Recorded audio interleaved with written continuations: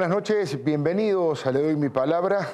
Estos 2 días están cargados de información política, de información social, que me parece interesante que debatamos entre todos, que cada uno con un sentido pluralista dé su opinión sobre estas cosas para que usted pueda sacar sus propias conclusiones y seguir creciendo en la calidad democrática de la Argentina. Por supuesto que en el programa de hoy, como siempre, vamos a tener a nuestros columnistas. José Antonio Díaz nos va a hablar. Buenas noches, José Antonio, gracias por venir. Acerca del default o de la reestructuración de la deuda. ¿Qué viene, default o reestructuración de la deuda? Se pregunta José Antonio Díaz. Carlos González Prieto, muy buenas noches, Carlos. Va a relacionar el tema del default, pero con lo que repercute y lo que tiene que ver con el campo y también con el encuentro tan importante anual de APRESID que está comenzando en Rosario y la relación de funcionarios con los dirigentes políticos. Y Diego Leuco va a hablar a esta altura del desarrollo de la democracia en su informe especial sobre la justicia para ricos. En la Argentina todavía el que tiene plata no paga si comete delitos. Enseguidita vamos a estar escuchando a estos columnistas, pero de inmediato vamos a conversar con María Eugenia Vidal.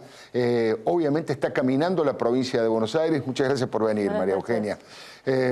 Vicejefa de gobierno de la ciudad, compañera de Mauricio Macri, pero que está caminando la provincia de Buenos Aires, tal vez con intenciones de ser precandidata a gobernadora. De muchísimos de estos temas vamos a hablar con ella. Y enseguidita nomás también con el presidente de la Unión Cívica Radical, con Ernesto Sanz. Muchas gracias por estar aquí, Ernesto Sanz. Y para el último bloque va a venir Santiago Montoya, un hombre del sionismo que salió hoy a criticar fuertemente a Insaurralde. Insaurralde es uno de los temas que integran este comentario editorial que les quiero hacer para que usted sepa cuál es mi opinión en este tipo de cosas. Por eso la editorial ha sido titulada de Carlotto a Tinelli, porque son 2 de las cosas que me han llamado la atención desde el punto de vista político en el día de la fecha. Lo de Estea Carlotto es algo realmente histórico, es una alegría tremenda el hecho de que la presidenta de las abuelas de Plaza de Mayo, después de 36 años de lucha incansable, haya recuperado la identidad de su nieto.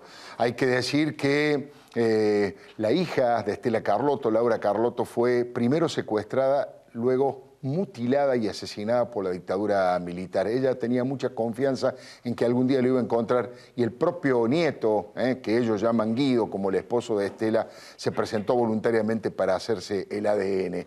Es un verdadero logro de la democracia. Esa alegría consolida el sistema democrático, le da posibilidades a la justicia, deja de lado porque las abuelas de Plaza de Mayo fueron la contracara del terrorismo de Estado.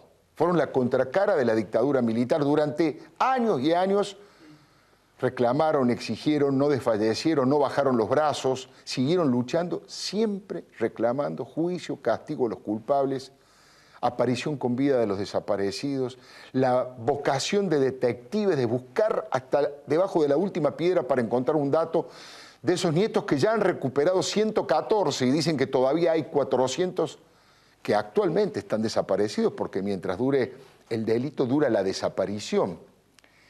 Y esos 400 nietos los van a seguir buscando por los siglos de los siglos.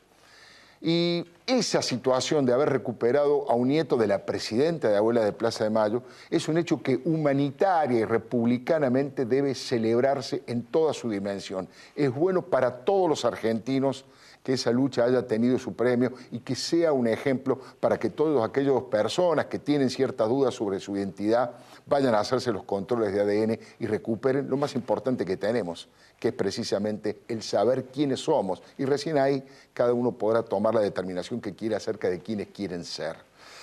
Eso por un lado. Tampoco quiero ser hipócrita en estos temas.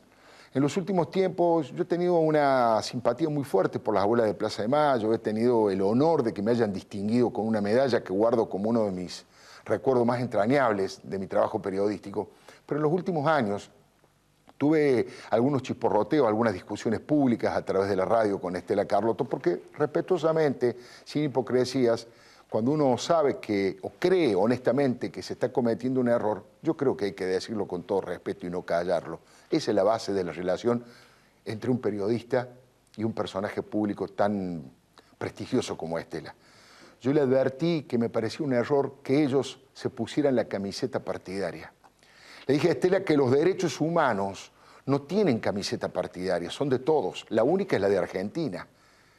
no pueden, por supuesto que en el plano individual tienen todo el derecho del mundo a amar a Néstor Carlos Kirchner y a Cristina Elizabeth Kirchner, todo el derecho del mundo. Pero embanderar un organismo de derechos humanos lo único que hace es sectarizarlo, achicarlo. Pregunto, el 70% que en la ciudad de Buenos Aires no votó los candidatos de Cristina que impulsaba Estela Carlotto, ¿no defienden los derechos humanos? Por supuesto que sí, defienden los derechos humanos. Es un activo de la sociedad democrática.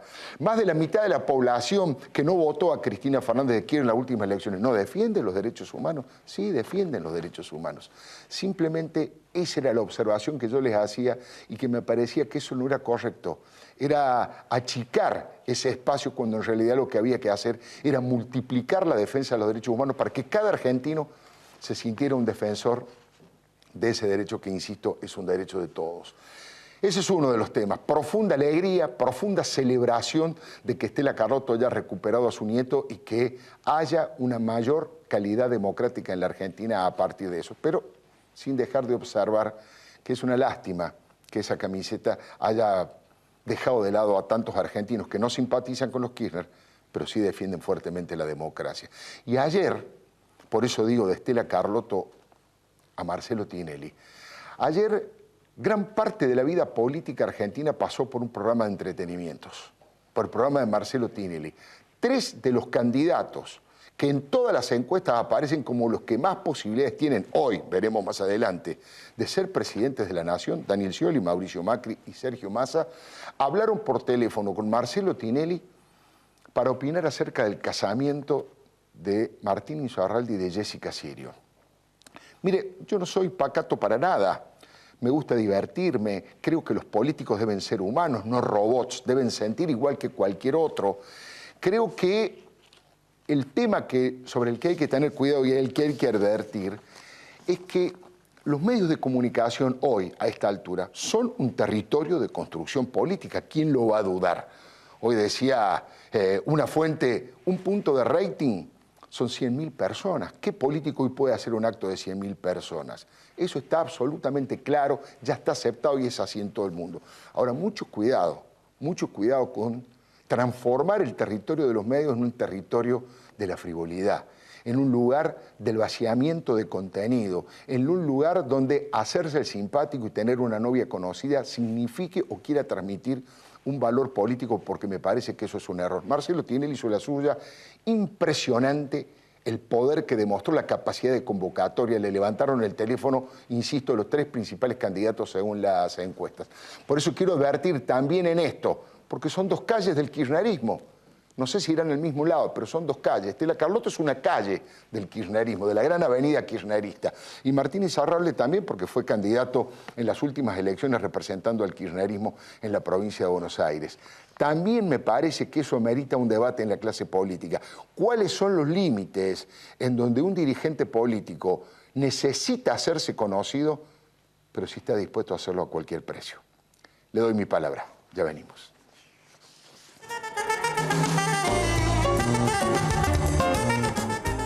Bueno, lo prometido, la posibilidad de conversar con María Eugenia. Muchísimas gracias por estar aquí, María Eugenia Vidal. No, por favor. Bueno, varios temas, algunos de los que se plantearon recién. ¿Qué es lo que se siente? Por la edad que tiene, no es de la década del 70, no ha participado de todo lo que fue la década del 70, cuando Estela Carlotto anuncia que ha recuperado a su nieto. Bueno, yo tenía 3 años cuando fue el golpe del 76, claro. Pero la verdad que la he visto a lo largo de los años, ¿no?, reclamando por este nieto y por todos los otros nietos. Y creo que justamente en estas semanas que han sido tan difíciles para la Argentina, ¿no?, donde todos los días no había buenas noticias y donde la gente no la está pasando bien, fue como una alegría, fue una buena noticia, más allá de que para ella en lo personal debe ser enormemente importante. Me parece que fue como algo bueno para todos los argentinos, ¿no? Como decir, bueno, la persistencia en la búsqueda, en esta lucha que para ella fue la lucha de su vida, finalmente pagó. De alguna manera nada le va a devolver, lamentablemente, a la hija que perdió, pero va a aliviar el dolor, la aparición de este nieto. Para todos los que sentimos que la familia es muy importante, ¿no?, creo que a Estela hoy le cambia la vida.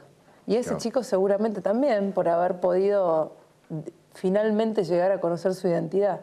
Así que creo que hoy es una buena noticia. Fue como un soplo de aire fresco en unos días que venían siendo muy duros, muy difíciles, ¿no? Y que además, incluso antes de toda esta cuestión de los fondos buitres, ya venían siendo difíciles con el problema que la gente tiene con la inflación, con el temor que empieza a aparecer a perder el trabajo, ¿no? Bueno, en la inseguridad, las noticias que vemos todos los días, bueno, de repente aparece esto y creo que es como una ventana en el medio de tanta preocupación que vale la pena también disfrutar y celebrar y decir que bueno.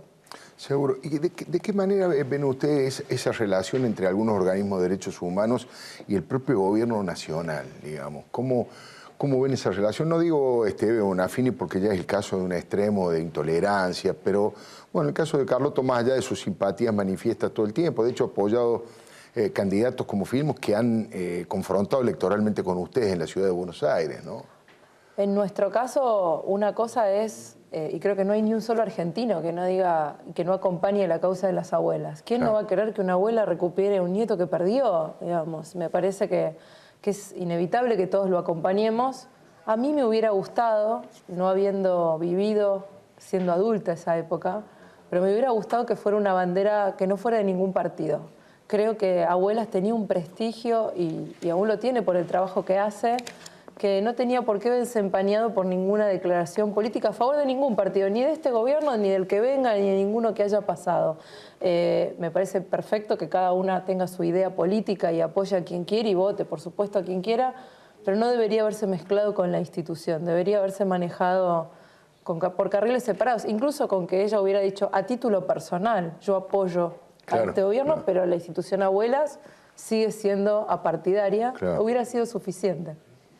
María Eugenia, cuando usted mira, digamos, usted ha hecho un recorrido en la política con presencia en los medios, en la jerga interna, los periodistas, los productores dicen, da bien, María Eugenia Vidal da bien en televisión, comunica bien, no es una cosa que se aprende todos los días, no es una virtud de todos los políticos, pero no ha ido, por lo menos que yo sepa, a programas donde el entretenimiento es el eje, digamos. Tal vez ha ido programas un poco, no hace falta que sean estrictamente políticos, porque durante mucho tiempo se manejó con temas muy sociales, vinculados a la vida cotidiana. La pregunta es, ¿usted se ha puesto algún límite? ¿Hay algún límite? El tema de la popularidad. Estoy pensando en todo esto de Martín Insaurralde, obviamente, lo que vimos anoche, allí su presencia con su novia, ahora ha anunciado casamiento, Jessica Sirio. ¿Qué tipo de análisis, qué recomendaciones le da Durán Barba? ¿Lo conversan con Mauricio Macri? Sin duda hoy, ¿no? Como decía usted al principio, estar en los medios es importante porque es la manera de llegar a miles de personas que uno por uno, como decir Irigoyen en otra época de la Argentina, ya no se puede. Entonces es muy importante tener un espacio donde contar lo que uno quiere proponer, lo que hace, dar el debate. A mí me parece que depende de cada uno, no hay una receta. Y creo que son estilos y tiene que ver con lo que cada uno se siente cómodo. Yo la verdad que no lo quiero criticar a Insaurralde porque como lo de anoche giró mucho alrededor de su vida privada, de su casamiento. A mí no me gusta hablar de la familia de otros candidatos y mucho menos si terminamos siendo adversarios, no quiero emitir opinión sobre eso. Pero creo que es el estilo de cada uno y también creo que a veces se sobrevalora, se sobreestima ese poder porque en una situación como la que tiene la Argentina hoy, yo creo que los argentinos van a votar al que crean que le va a poder resolver los problemas. Porque al final del día uno se divierte, pasa un buen rato, pero es como cuando de la Rúa le dijo a Tinelli que se había ido por su culpa. ¿No? Me parece que es un espacio de diversión y entretenimiento y uno se divierte y se ríe un poco, pero al final, al día siguiente, quiere alguien que le resuelva los problemas. ¿No? De todas maneras, las encuestas muestran un crecimiento muy fuerte, en principio de su conocimiento público, digamos. Nadie puede votar ni querer a alguien que no conozca. Hay un extraordinario, fue para mí uno de los más grandes publicistas y creativos de la Argentina, que trabajó en la campaña de Alfonsín, y él decía, la publicidad, la electoral, la publicidad de cualquier producto, lo único que hace es hacer conocer al producto más rápido y a mayor cantidad de gente. Pero si el producto no es bueno, hace que rápidamente más cantidad de gente se dé cuenta que el producto no es bueno. Digamos, en el sentido de que finalmente triunfa el contenido, porque si uno populariza determinado producto comercial o determinado candidato y después el candidato, cuando uno observa su trayectoria o observa lo que hace en el gobierno es malo, la verdad que es como un boomerang que se le vuelve en contra, porque es más gente la que se dio cuenta de que no servía, que no tenía propuestas. No sé si esto es un momento, digamos, es un tema de conversación, de discusión política. No hay ningún tipo de lineamiento. Por ejemplo, le pregunto, ¿le pareció bien que Mauricio Macri haya salido por teléfono con Tinelli, que haya hasta tirado un chisme, que dijo que andaba saliendo Soledad Silveira con Campagnoli? Yo sabía, ¿no? No, es que eso me parece que había pasado en la mesa de Mirta Legrand. Había sido un chiste en la mesa de Mirta Legrand, que habían estado, creo que juntos, Soledad Silveira. Yo tampoco sabía de dónde venía y pregunté. Y me dijeron, no, es que habían estado los tres en la mesa de Mirta Legrand y se había generado una situación graciosa. Por supuesto que no es que sale con Campagnoli, pero Mauricio hizo un chiste al respecto. Pero la verdad es que a mí me parece que los políticos, está bien que podamos tener un momento de distensión, de reírnos, de ser parte de un momento divertido. De vuelta, eso tiene un momento, tiene un tiempo, y justamente como usted recién decía, la consistencia, la coherencia, uno habla también por lo que ha hecho en su vida privada y por lo que ha hecho en su vida pública, ¿no? Al final todo eso se termina imponiendo, falta un año para la elección, tiempo suficiente para que la gente nos vaya conociendo a todos. La gente también vota equipos, cada vez ha aprendido más que las individualidades solas no resuelven nada, que se necesitan equipos de trabajo. Así que yo tengo mucha confianza, yo no soy de las políticas que cree que cuando la gente vota se equivoca. Yo creo que cuando la gente vota, vota por algo. Cuando te vota, no te da un cheque en blanco. Eso no quiere decir que puedes hacer lo que querés. Y cuando no te vota, algo hiciste mal. Y tenés que hacer una autocrítica y ver que tenés que revisar. Pero no sobreestimo el efecto de estas cosas. ¿Usted iría a lo de Tinelli? Digamos, si Nunca fui. Me parece que depende del contexto. Bueno, ya a anunciar mi casamiento no voy a poder. No, ya está casada. Ya estoy casada hace mucho tiempo y no me pienso casar por segunda vez. Y Bailando por un sueño, tampoco me veo ahí. Ya cantó Mauricio, hizo bastante papelón por todo el PRO, así que me parece que ya es suficiente por todo. Está muy bien. Ahora vamos a conversar con Ernesto Sanz de estos temas también, porque muchas cosas Sanz es la contracara de Martín Insaurralde. Después lo vamos a charlar con él también.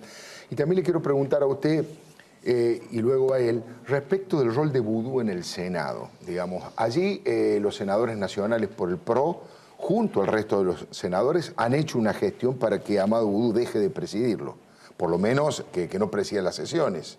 Yo creo que se genera una sensación de incomodidad, producto fundamentalmente, más allá del avance de la justicia en la causa, y que lo hemos dicho del primer día, Vudú no ha dado explicaciones, no ha dado la cara, no se ha sometido al Congreso. Lo que corresponde, además de su responsabilidad judicial, es que permita que el Congreso evalúe su responsabilidad política. Cuando uno no tiene nada que ocultar, Alfredo, da explicaciones en todos los lugares. No solamente va a los programas políticos amigos, sino que va a todos lados donde la prensa lo requiere y contesta las preguntas y se somete al Congreso. Y contesta todas las preguntas que los senadores, que los diputados. Después recién entonces está en condiciones de defender no pedir una licencia. Pero la verdad es que en la situación judicial que tiene Vudú, seguir escondiéndose es insostenible e ir a presidir la sesión como si nada pasara. No se puede hacer de cuenta como si nada pasara porque pasa algo grave, ¿no? Y no es una causa, sino que son varias. De estos elementos, usted recién decía en las primeras de las respuestas que era una muy buena noticia lo de Estela Carlotto, en el marco de una cantidad de malas noticias que hemos recibido, incluso antes del tema de los buitres. De todas esas, en su recorrida por la provincia de Buenos Aires, ¿cuál es la que la gente más le reclama? ¿Sigue siendo el tema de la inseguridad o se ha incorporado en los últimos tiempos alguna otra problemática como la inflación, como la desocupación? La inseguridad y la inflación están desde hace varios meses en cada encuentro que tengo con los vecinos, pero ahora se sumó una más terrible para mí, que es el temor a perder el trabajo. El temor a perder el Hay mucha gente que teme perder su trabajo. En Tigre me encontré con un operario de LEAR. La verdad que fue durísima la charla porque me lo encontré y me dijo, a mí todavía no me despidieron, hay 100 suspensiones, me dijo, hubo más de 100 despidos, pero yo voy mañana a trabajar, me dice, y no sé cuánto tiempo no sé si mañana no me toca a mí. Claro. Esta sensación de no sé si mañana no me toca a mí, que lamentablemente vivimos en el pasado de la Argentina. Hacía un tiempo que la Argentina no la vivía y es terrible, ¿no? Y también la sensación esta de si pierdo el trabajo no voy a conseguir otro. Porque en este esquema de recesión, de baja de actividad, entonces ya no es solamente el salario no me alcanza, como era los primeros meses que empecé a recorrer la provincia, diciembre, enero, febrero, lo que gano no me alcanza, voy al supermercado y cada vez tengo que pagar más, sino que ahora también es, bueno, no sé si pierdo este trabajo, además de que no me alcanza, si voy a conseguir otro. Estaba pensando, da la sensación, corríjame si me equivoco, que Mauricio Macri eligió a Daniel Scioli como rival para polarizar con él y que Daniel Scioli eligió a Mauricio Macri. De hecho, el otro día se dio esa cosa curiosa de que se cruzaron y cada uno fue al distrito del otro lado, a la parte más pobre, más marginal, a las villas o a los lugares donde más dificultades había. Scioli a decir, fíjense lo que es la Villa 21, esto también es capital, y Mauricio del otro lado diciendo, fíjense lo que es en estos sectores del conurbano la pobreza que hay.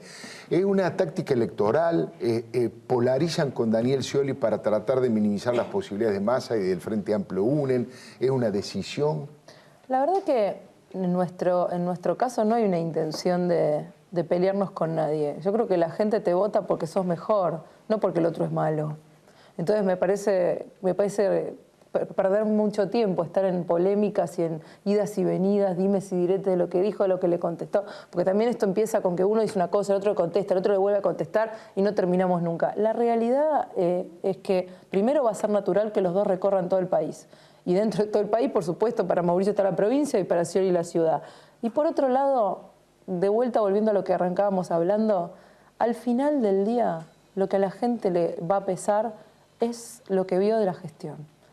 Porque los dos han tenido varios años de gobierno y cada uno en su distrito ha podido mostrar lo que pudo hacer. Entonces, el vecino, más que escuchar las promesas de acá en adelante, lo que tienen que ver es lo que se hizo. Y cada uno sabe, el que vive en la provincia de Buenos Aires sabe cómo vive, sabe lo que ve cuando cruza la General Paz, y al revés lo mismo. Entonces, además estamos cerca, somos provincia limítrofe, digamos, creo que claramente cada uno ha mostrado lo que puede dar y el vecino va a elegir. Me queda apenas un minuto, pero le quiero hacer una pregunta cruzada. Dígame algo bueno que haya encontrado de Scioli y algo malo que le hayan reclamado de Macri. Bueno, de Scioli creo que es una persona que siempre está dispuesta a dialogar. Y eso después de tantos años de un kirchnerismo que ha instalado la confrontación y la descalificación al otro, me parece algo... Un valor. Rescatable. ¿Y qué le critican más de Macri? Además de que canta mal. Además de que canta mal, no, una crítica política, digo. Además de que canta mal, los que no lo conocen muchas veces hablan de esta cosa de distancia o de falta de sensibilidad. Los que ya empiezan a conocer nuestra gestión después de 6 años y lo empiezan a conocer mucho más a él, se dan cuenta de que no es cierto. María Eugenia Vidal, como siempre, muy amable. Gracias por venir. Muchas gracias. No se vaya, ya está aquí el senador Sanz. Enseguidita nos vamos a conversar con él. José Antonio Díaz, que nos va a contar el tema de el default o la reestructuración de la deuda. Carlos González Prieto y lo que tiene que ver con APRESID, con este encuentro y por supuesto con la repercusión también del default en el tema de todo lo que hace el campo, a la actividad agropecuaria. Y Diego Leuco con un informe especial respecto de que a 30 años de democracia todavía hay justicia para los ricos en la Argentina. Ya venimos, le doy mi palabra.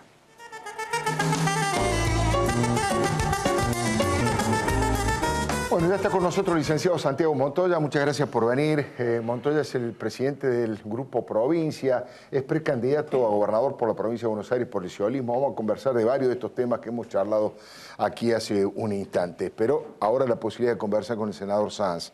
Nuevamente, gracias por estar aquí. Bueno, la primera pregunta tiene que ver con, yo digo, lo que más ha impactado desde el punto de vista afectivo, democrático, que es la recuperación del nieto de Estela Carlotto. ¿Qué balance hacen ustedes? ¿Cómo lo ha visto personalmente, senador Sanz? Bueno, evidentemente esto es una alegría, una muy buena noticia. Esto nos debe hacer sentir felices a todos los argentinos y cuando escuchaba recién el diálogo que usted tenía con María Eugenia, pensaba en si estuviera vivo Raúl Alfonsín, si estuviera vivo Raúl Alfonsín, lo orgulloso que se sentiría de que en este tipo de casos o en este tipo de situaciones es donde la democracia formal se junta con la democracia sustancial. La democracia de los instrumentos, la democracia que él soñó, democracia para siempre en la Argentina, con instituciones, rompiendo la cultura del golpe, la cultura del partido militar, la cultura de las interrupciones, que en el año 83 era la verdadera pelea de la política. Claro. Hoy consolidada en un hecho como es la recuperación de la identidad del nieto de Estela de Carlotto en la democracia sustancial, la democracia de contenido. Y me salto, y quizá me estoy adelantando a la otra parte de la charla que también usted tuvo con María Eugenia Vidal, no siempre la democracia formal, instrumental, se encuentra con la democracia sustancial, la del contenido, la de la sustancia, esa democracia que uno le gustaría vivir todos los días más allá de que las instituciones democráticas funcionen. Y ese es el caso de la democracia de candidatos, lo del programa de Tinelli, la frivolización de la política, ¿no? Esa es una gran deuda que nosotros tenemos. ¿Cómo hacer que ir a votar cada 2 años, que funcionen en un pueblo el Consejo Deliberante, en una provincia las legislaturas provinciales, el Congreso, que existan intendentes, gobernadores y presidentes, cómo hacer que eso a la vez en la práctica diaria esté llenando de contenido y podamos, cuando se juntan las dos cosas, podamos decir, bueno, vivimos una democracia plena. Yo siento, y seguramente le debe pasar a mucha dirigencia política, que nosotros estamos en deuda, que nosotros estamos en una enorme deuda. Lo decía el año pasado, cuando se conmemoraron 30 años de la recuperación democrática del 83. Yo decía que nadie puede negar que la democracia instrumental, formal, existe y para siempre. Votamos cada 2 años, hay institucionalidad en ese sentido, pero tenemos todavía mucho trecho por recorrer para darle contenido. Por ejemplo, nosotros hoy, este episodio de que los medios de comunicación son más poderosos que cualquier otra herramienta para instalar candidatos o para hacer populares a políticos, esto es un fracaso de la democracia de partidos políticos.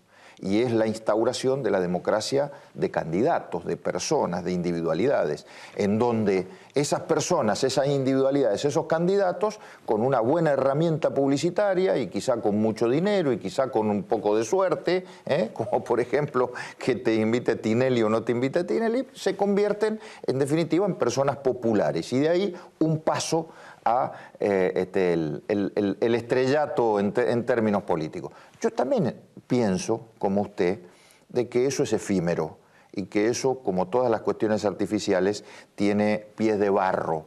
Pero convengamos que en la Argentina todavía esto está en discusión, todavía está en discusión.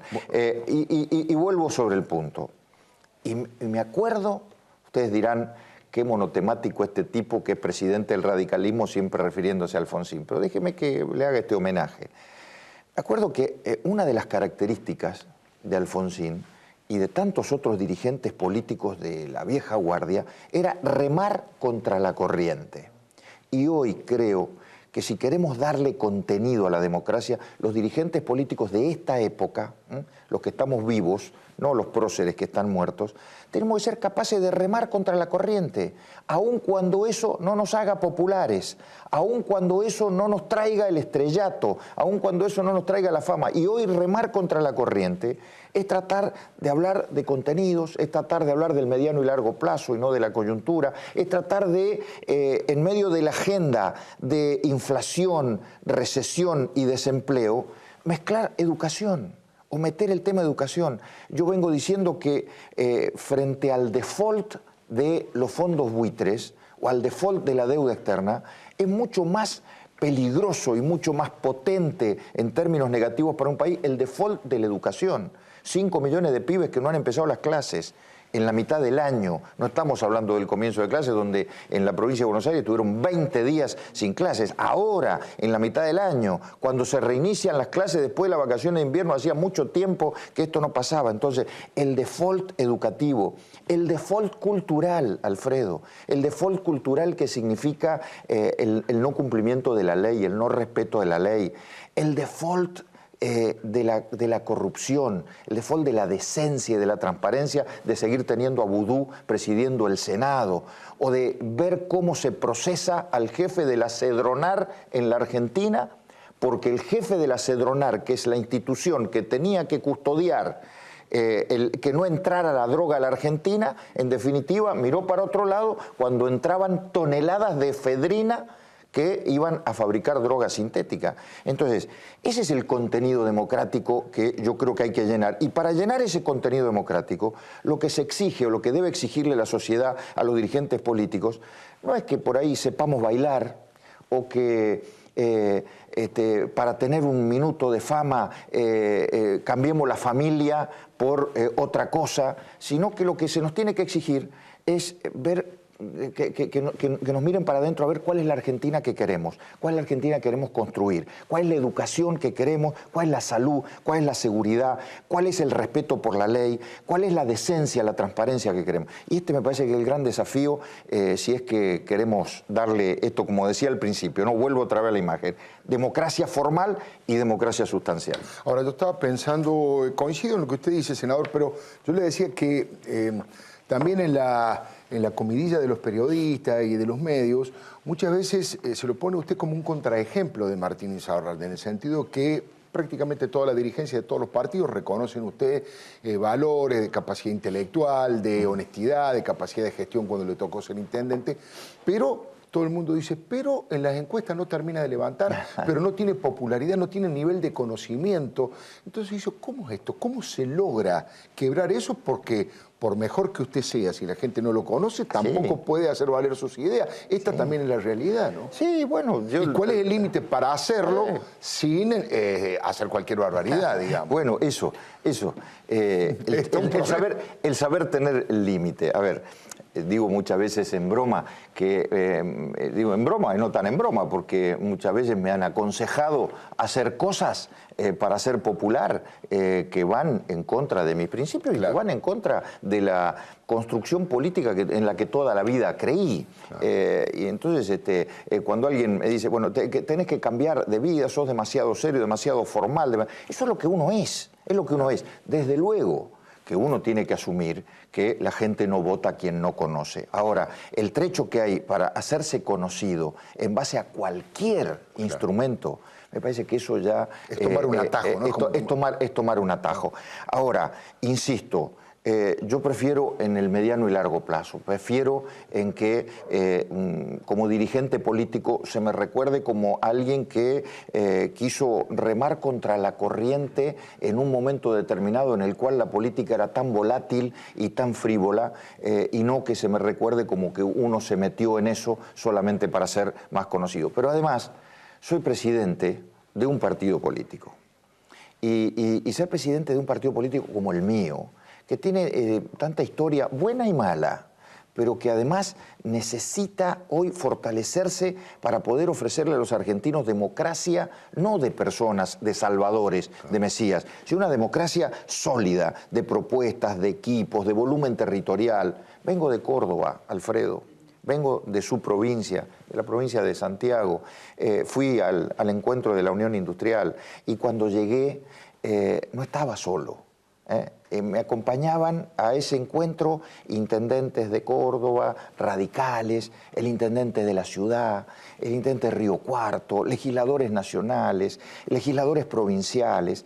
Eso es el radicalismo y eso es algo que yo defiendo con mucha pasión, no por una cuestión de marketing personal, de que soy presidente del partido, sino simplemente porque en la Argentina necesitamos esas organizaciones políticas porque sirven para gobernar, pero sirven también para sostener institucionalidad, y eso hoy es lo más importante. Yo decía que todo este fenómeno alrededor del programa de Tinelli y esta popularidad de aire que suelen dar estos programas, también es una forma de ver el espejo de la sociedad, porque digamos que ayer hacía 20...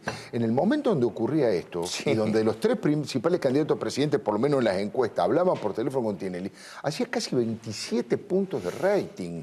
Por lo tanto, la sociedad no es que decir, esto es una frivolidad, lo voy a ver a Leuco. No. Digamos, la sociedad también estaba demandando de alguna manera eso. Es como un ida y vuelta, no hay dirigentes políticos, digamos, santos en sociedades. No, está bien, Alfredo, pero además tampoco hay que hacer una demonización del programa de Tinelli. Claro, no. Tinelli hace lo suyo, es un programa de entretenimiento, le va muy bien.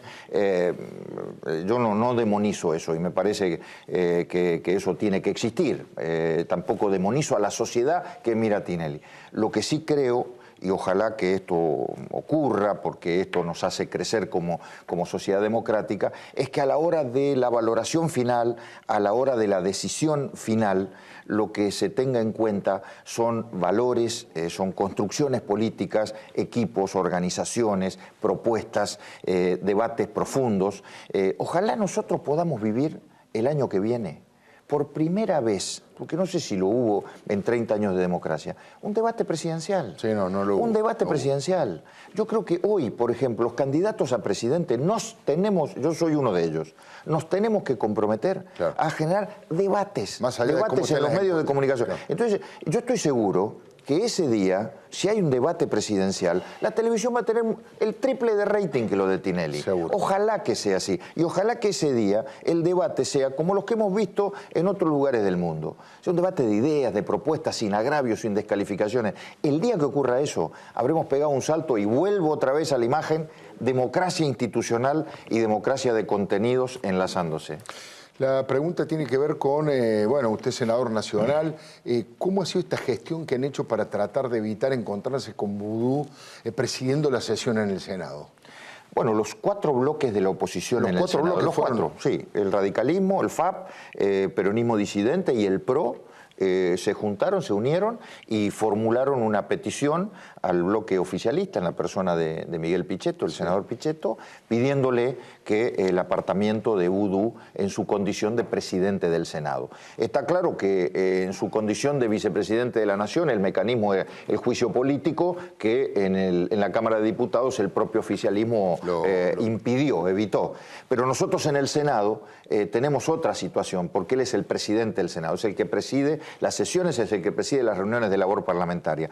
Y es tan insostenible la situación, es tan insostenible, y lo digo con todas las letras, aún para el propio oficialismo, que los bloques opositores pidieron esto se va a debatir, se va a tratar, no sé si mañana, porque mañana nosotros tenemos la visita de Capitanich, pero Vudú no está. Está enviado especial permanente al exterior para correrlo del medio. Exactamente, pero esto se va a tratar, se va a resolver y habrá que votarlo, porque lo vamos a presentar como un proyecto de resolución. La última, hay un senador de su provincia, Bermejo, y otros senadores que incluso el propio oficialismo han manifestado esta dificultad. ¿Eso se lo comentan a ustedes? No digo que cometa una infidencia, pero digo en general los propios... Es un secreto a voces, Alfredo, que en donde más ruido genera la situación de Vudú, en donde más incomodidad genera, es en las filas del propio oficialismo. Algunos lo expresan, otros lo dicen en media lengua y otros se callan la boca, pero en general, salvo muy contadas excepciones, nadie está dispuesto a defenderlo. Ahora veremos qué es lo que pasa en las próximas sesiones. La última de todas. Sacando los grandes temas de la cuestión de los buitres, todo lo que tiene que ver con la inflación, ¿cuál tema? Usted recién planteaba el tema de la inseguridad. ¿Qué otro tema le parece que hay que ponerlo en la agenda sí o sí en este momento en la Argentina?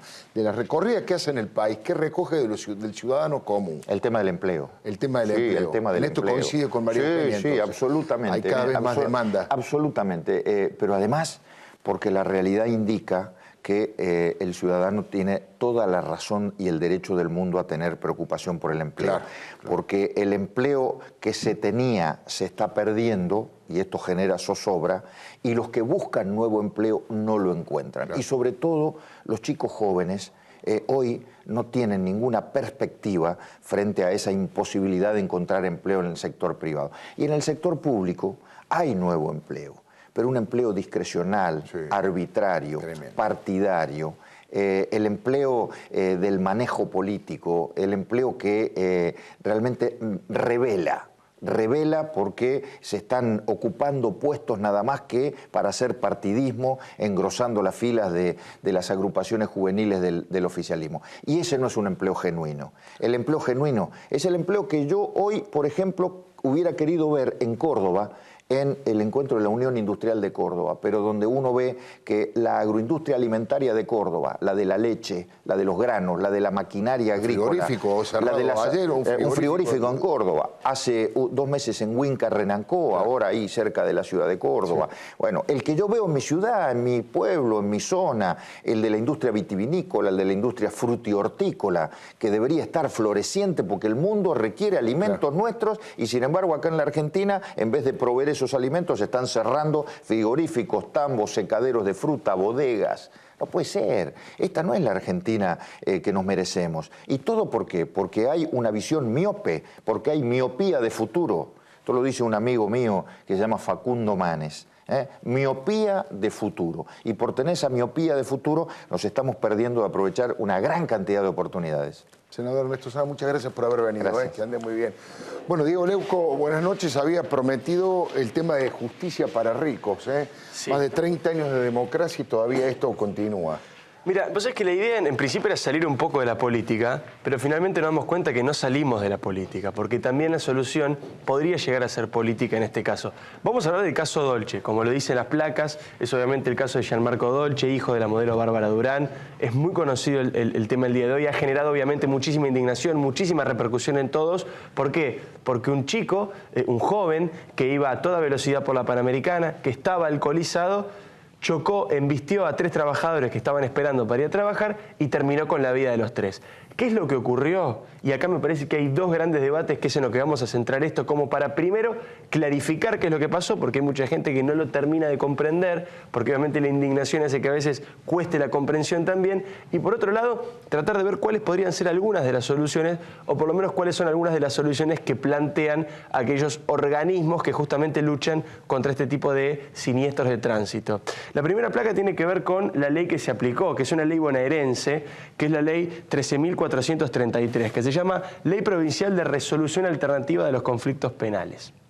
Esta ley se puede aplicar para casos que tengan una pena máxima menor, inferior a los 6 años. Sí.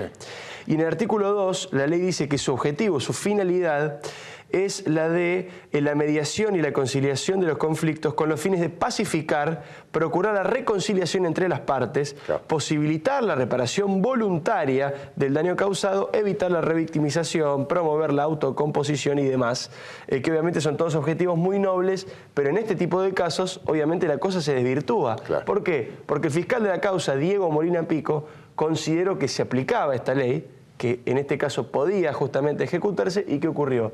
Dicen, porque la propia ley indica que es confidencial lo que se llegue como arreglo, dicen que por 1.500.000 pesos, sí, es decir, 500.000 pesos a cada familia, esta causa va a quedar archivada, porque esto es también lo que dice la ley. Una vez que hay un acuerdo entre las partes, el acuerdo tiene que ser voluntario, el fiscal les tiene que explicar cuáles son las consecuencias de ese arreglo, que es un arreglo voluntario del cual pueden estar en desacuerdo. Una vez que se llega a un acuerdo, como ocurrió entre todas las partes, se firma ese acuerdo, se firma el acta y la causa se archiva. Esto es lo que dice esta ley. Entonces vamos a la segunda problemática, que es tal vez la más profunda, y es esta. Algunos lo que dicen, algunos abogados penalistas que se dedican especialmente a los siniestros de tránsito, dicen que lo que falta es un escalón, lo que falta es un peldaño en la escalera. ¿Por qué?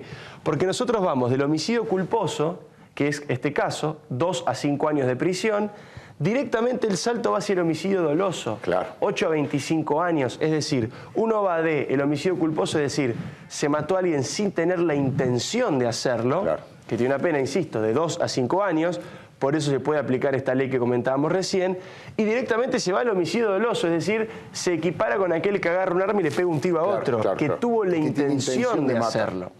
En el medio, por jurisprudencia y por varios casos que ocurrieron con respecto a muertes al volante, se empezó a hablar de la figura de dolo eventual. ¿Cuál es el problema de la figura de dolo eventual? Lo que dice esta figura es que la persona que está manejando no tuvo la intención de matar, pero debió haberse representado, claro, debió haberse imaginado el peligro que eso implicaba. el peligro y el posible resultado que su actitud podía generar en las demás personas. Hay varios problemas con esta figura. La primera es que no está en el Código Penal. Claro. Es una cuestión de una construcción de jurisprudencia. Entonces, Cierta ¿qué ocurre? discrecionalidad, digamos. ¿Qué ocurre? Esa es la primera. ¿Qué es lo que luego pasa en la práctica? Los jueces la aplican, ¿cuándo? En los casos de gran conmoción social. Claro. En los casos de gran conmoción social, los jueces de primera instancia aplican o hablan de esta especie de dolo eventual que equipara las penas con el homicidio doloso, 8 a 25 años de prisión, que eso también es raro jurídicamente, claro, moralmente puede compararse, pero jurídicamente no es lo mismo quien mata con un auto que quien mata con un arma. Claro, Más allá de que en lo moral o en lo cotidiano uno lo puede equiparar, en el derecho es difícil hacerlo. Entonces, el dolo eventual equipara esa pena, lo lleva a una pena mucho más alta, pero ¿qué pasa? Se usa en caso de conmoción social. Claro. Se calma la gente, luego vienen las apelaciones y las cámaras, por ejemplo, de casación, o sea, las instancias superiores que revisan el fallo, lo voltean. Lo voltean y van a homicidio culposo, ¿no? ¿Por qué? Exactamente. Porque hay dos cuestiones muy complejas con el dolo eventual. Primero, ¿cómo probás que esa persona se representó, Claro, se imaginó el es de peligro? un nivel de subjetividad tremenda. Aquellas cuestiones que, además de no estar tipificadas, implican entrar en la psiquis de la persona que cometió, claro, en este caso el delito, el imputado, es muy difícil luego de sostenerlo en una apelación posterior. Y segundo, el tema de las drogas y el alcohol. Claro. Y acá es un gran punto débil que tiene el dolo eventual. ¿Por qué? Porque lo que aleja cualquier persona que esté acusado por esto dice, pero justamente es lo contrario. Claro. Si yo estaba alcoholizado, si yo estaba drogado, no estaba en uso pleno de mis facultades, por lo tanto jamás podría haberme representado nada. Claro, es un atenuante, no un agravante. Exactamente. Estaba drogado, ¿Qué no pasa? entendía lo que hacía. Hoy por hoy el alcohol, las drogas o el hecho de no colaborar con la investigación o abandonar el lugar del hecho, sí, porque otro delito casi imposible de probar es el abandono de personas por otras cuestiones técnicas, pero digo, todo eso, lo único por lo cual lo puede tener en cuenta el juez es para ver si son 2 años o 5 dentro del homicidio culposo. Claro. Si se prueba el dolo, se va a un escalón muy superior, que es de 8 a 25 años, insisto, que lo equipara a que le pegue un tiro a otro. Entonces, muchos de los organismos que luchan justamente contra los siniestros de tránsito dicen que podría haber un escalón intermedio donde se tipificaran estas cosas, donde fuese importante la diferencia entre estar o no alcoholizado, la diferencia entre quedarse en el lugar o irse, porque si no lo que ocurre es esto. Como la ley obviamente no permite ir para arriba, hay que ir para abajo. Entonces, ¿por qué hay semejante vacío en la sociedad cuando pasa esto?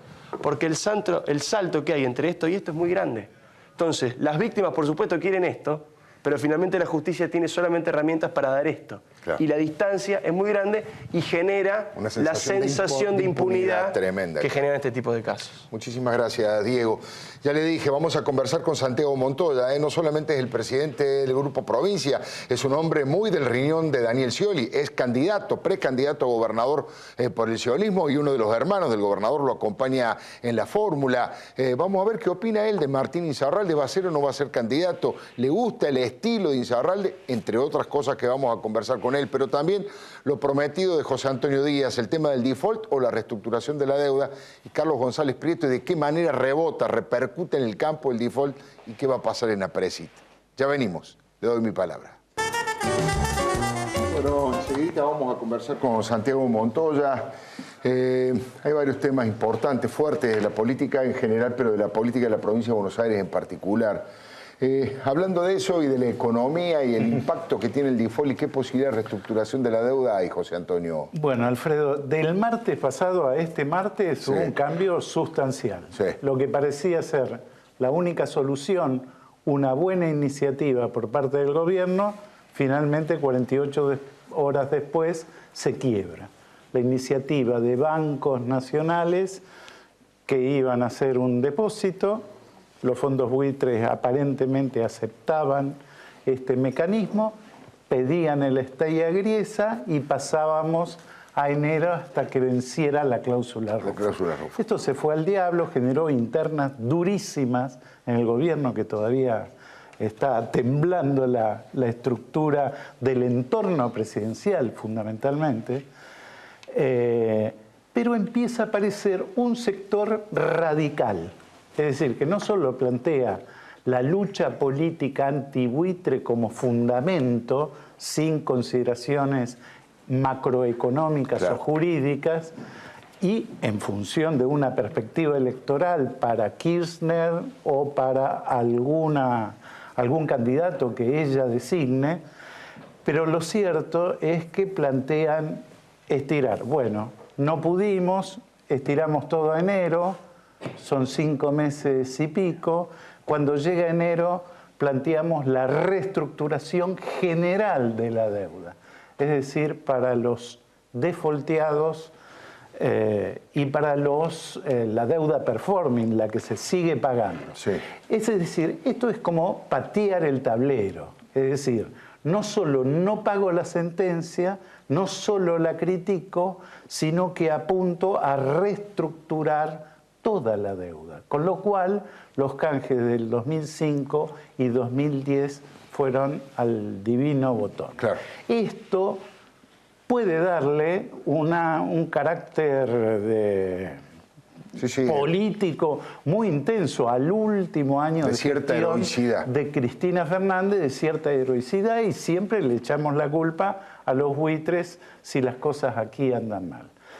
Ahora, pero rápidamente, más que la dramatización sobre los efectos del default, Alfredo, hay que mencionar algunos datos de la economía real. El gobierno hizo todo el ajuste que hizo para conseguir dólares en el mercado internacional. Claro, Ciadi, Repsol. Claro, ahora no los tiene.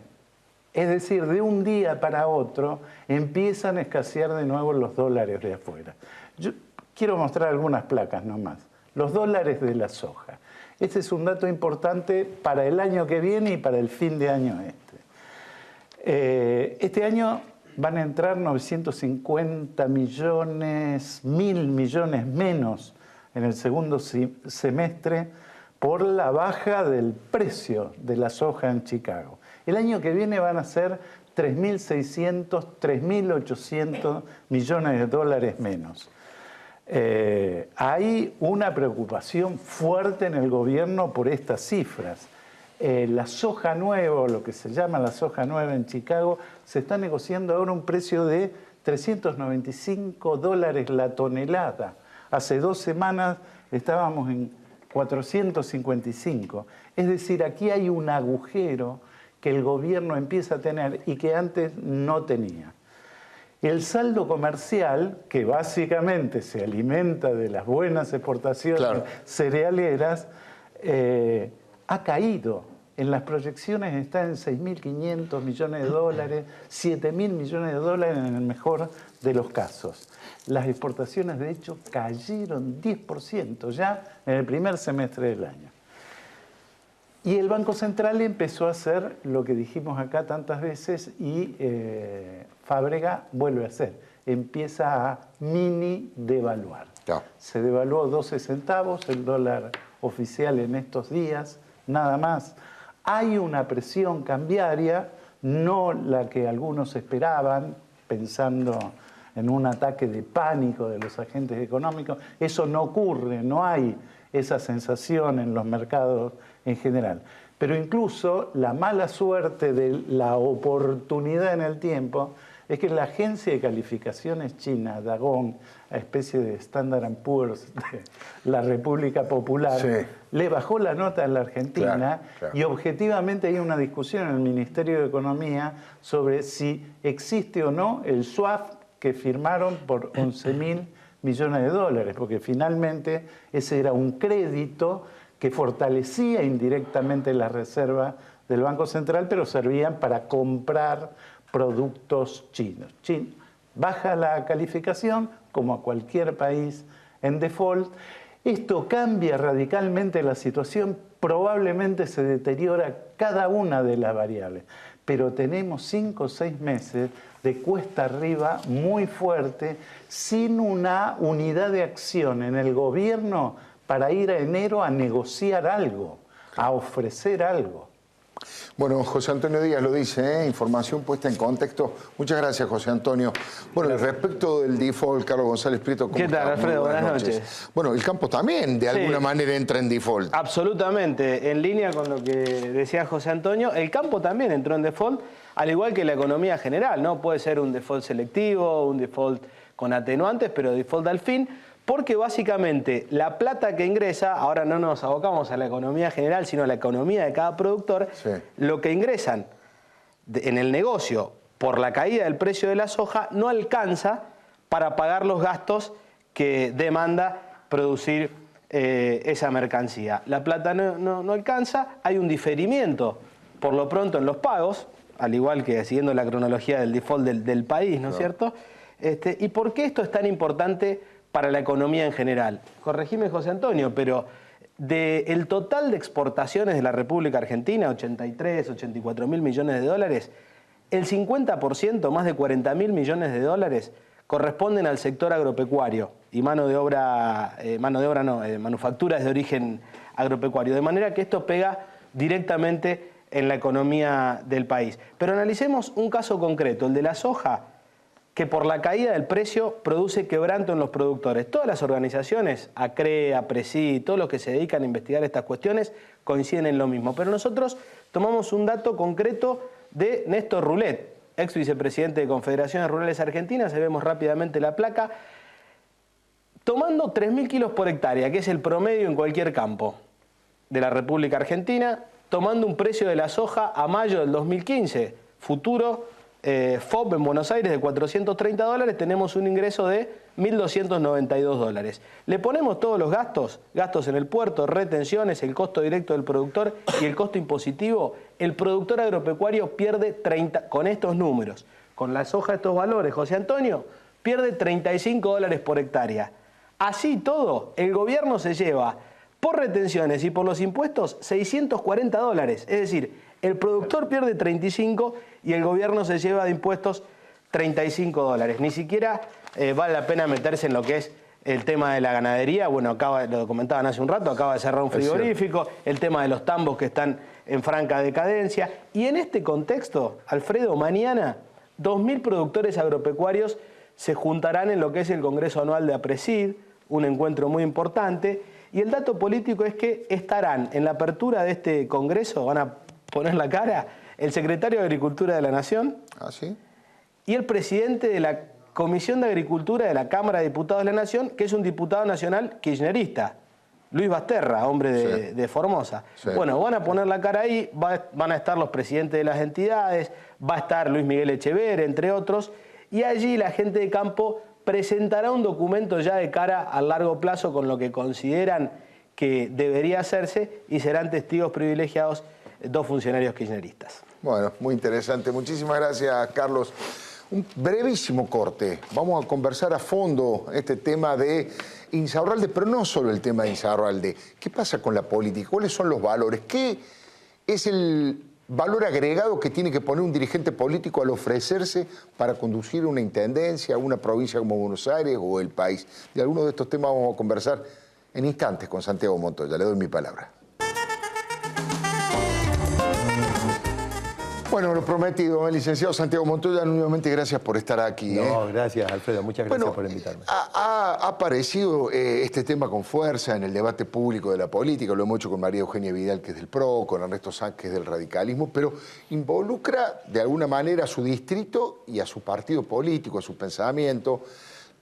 No quiero ponerlo en el eje por ahí a Martín Insaurralde, pero sí el concepto de lo que usted como militante político de tantos años, como hombre que trabaja tan cerca de Daniel Scioli, como precandidato a gobernador, ¿cómo cree que la gente está esperando, cómo que la gente toma este tipo de comunicación que hacen los políticos o determinados políticos? Bueno, esto es una cosa que nosotros hablamos mucho con Daniel, ¿no? Que obviamente yo a lo largo de mi carrera, ahora no con tanta presencia, pero la primera parte de mi carrera fue con mucha presencia mediática también, y bueno, por supuesto Daniel también.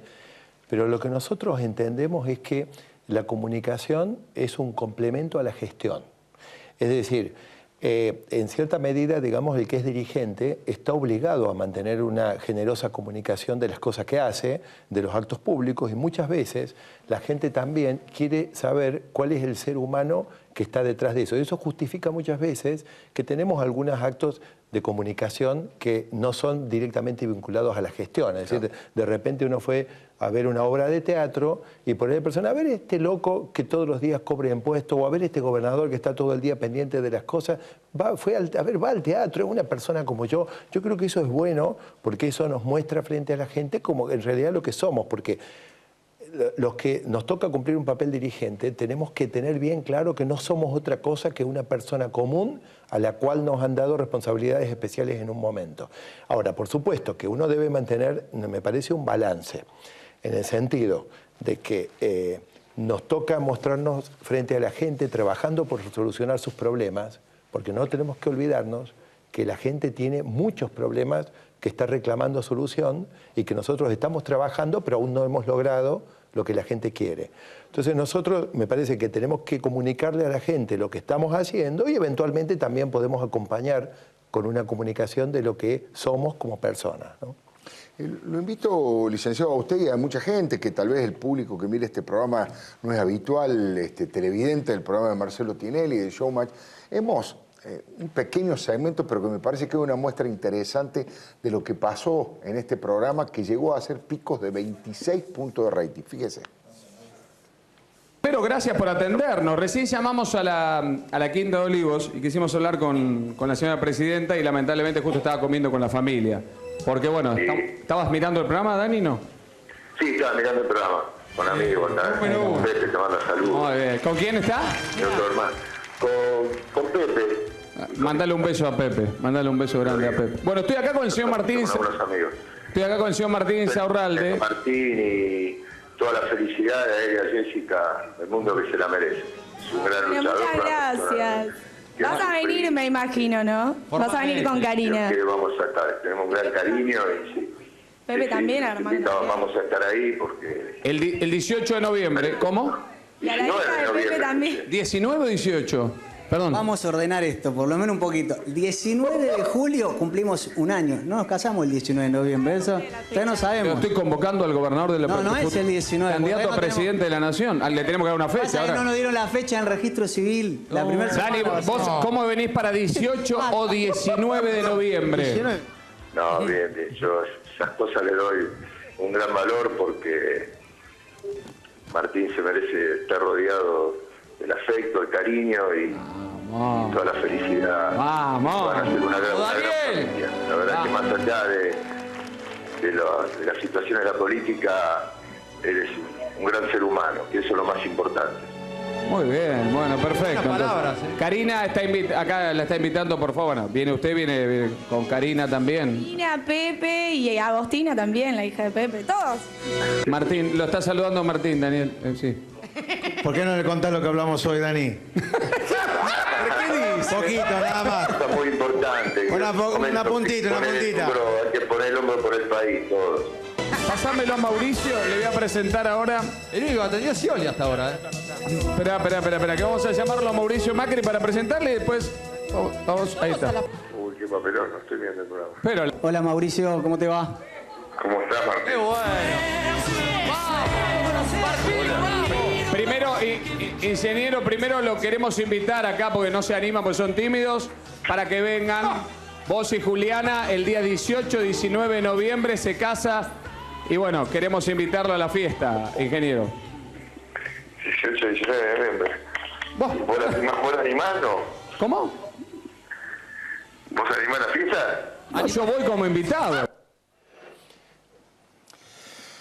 Bueno, hemos tratado de compartir esto con los televidentes. Dígame usted, primero, si lo vio en vivo, en directo o no, o se lo comentaron. Segundo, ¿qué siente cuando ve esto como dirigente político? ¿Le gusta, no le gusta? ¿Haría lo mismo? Yo lo vi luego un tramo en unas imágenes que me mandaron por computadora, pero la verdad, bueno, lo primero que digo es que nosotros no podemos, yo he escuchado comentarios de todo tipo hoy e incluso descalificaciones de la pareja de Martín Insaurralde. Yo no me hago eco de nada de eso, y al contrario le hago llegar mis respetos.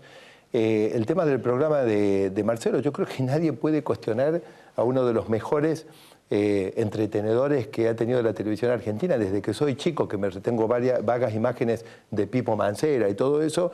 Yo creo que no podemos estar cuestionando el papel del programa de Tinelli. Lo que creo que en todo caso estamos discutiendo acá es basar, digamos, un lanzamiento político en una participación masiva en estos espacios en vez de estar produciendo, digamos, hechos, propuestas o protagonizar eventualmente, digamos, espacios de pensamiento que nos hagan mejores dirigentes en el futuro. Porque hay un problema. Recién justo venía de conversar con un colega suyo, me dice, pero muchos de los que han llegado a las sucesivas etapas del gobierno, mencionó el caso de Menem, la gobernación de La Rioja no era un gran antecedente para ser presidente de la Nación por la envergadura, digo, de La Rioja. Lo mismo pasó con Santa Cruz y Kirchner.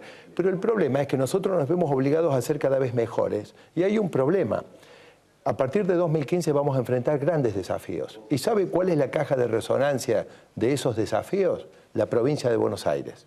La provincia de Buenos Aires es el distrito más difícil de gobernar de todos y donde a nosotros nos toca estar seguros de mostrarle a la gente que busca, se refugia en un entretenimiento a la noche para terminar el día con una alegría, pero que pasa el día llena de problemas.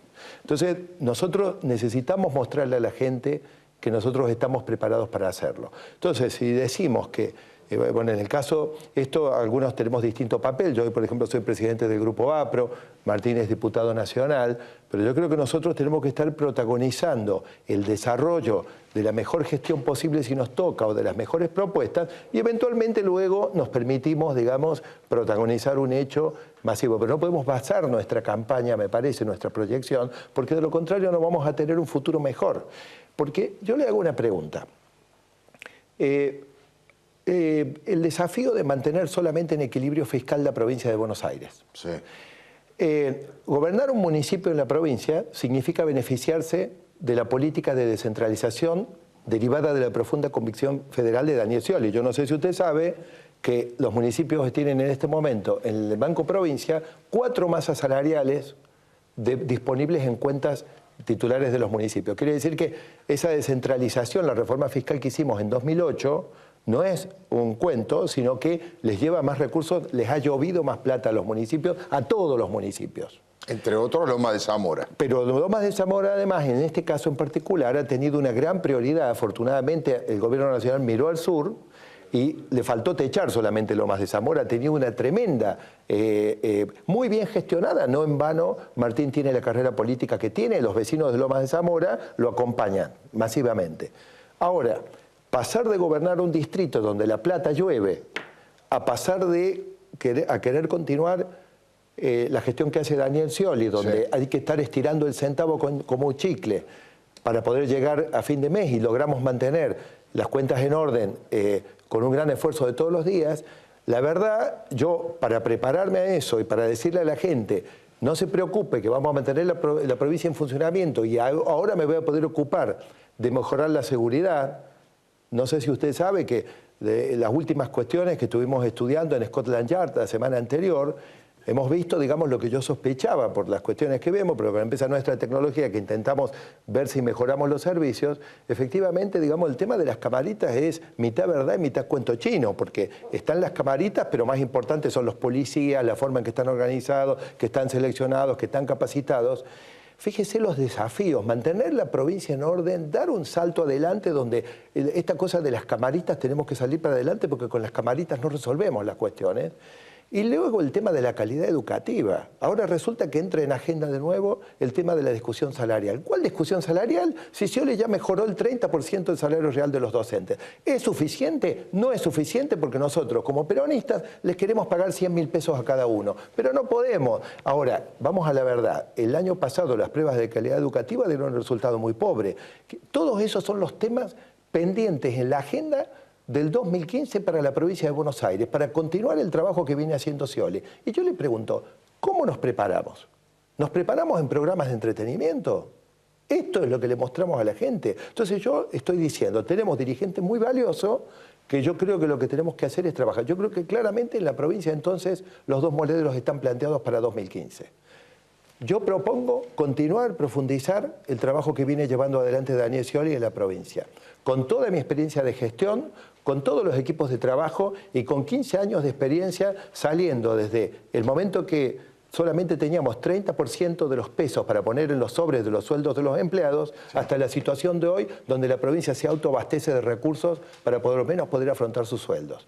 O un modelo donde lo que se busca llegar a partir de este tipo de de programas, que está muy bien. Si a mí me invitan también voy a ir, pero voy a ir después de completar una jornada de trabajo donde estuvimos pensando cómo vamos a resolver los problemas de la provincia y donde estamos afilando todo el equipo y poniéndonos en actividades para resolver los problemas concretos de la gente. Hoy, no quiero aburrir a la gente a esta hora, pero muchos que hemos tenido la posibilidad de viajar en avión, hemos tenido esa suerte, hemos tenido a su vez la desgracia de que nos ha tocado volar en tormenta. Claro.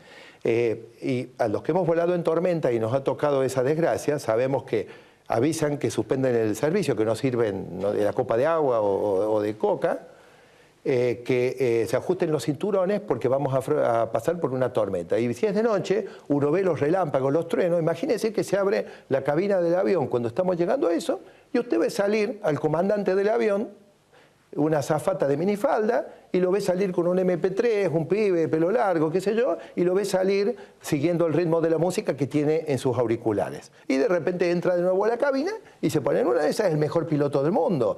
Pero la verdad, yo, si voy a enfrentar un contexto muy complejo, quisiera ver salir un señor que me muestre que tiene 30.000 horas de vuelo y que está preparado, digamos, y que ha pasado muchas tormentas como esa. Eso al que está en el avión le da mucha confianza. Y yo creo que en la provincia de Buenos Aires lo que nosotros necesitamos es asegurarnos de que no estamos dando el salto en el vacío en el 2015, porque cuidado, que el trabajo que hizo Scioli se puede poner en valor acompañando la agenda de desarrollo que le está proponiendo a nivel nacional a partir del 2015, o se puede desperdiciar si no estamos a la altura. Santiago Montoya, firme, duro, planteando sus convicciones, dejando absolutamente claro que esos dos modelos van a confrontar próximamente desde el punto de vista electoral.